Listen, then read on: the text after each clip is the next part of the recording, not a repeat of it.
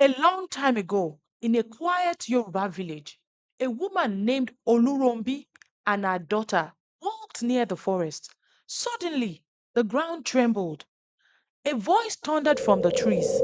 Olúronbí, you made a vow and broke it.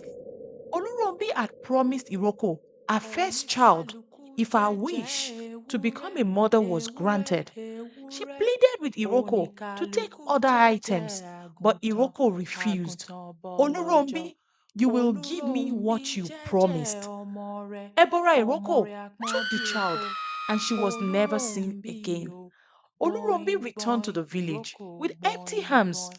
but a heart Olúronbí full of o, truth. She gbọ̀ìn didn't hide gbọ̀ìn, in ìrókò sorrow. She gbọ̀ìn shared her gbọ̀ìn. story with wisdom, Oníkálukú not jẹ́jẹ́ anger.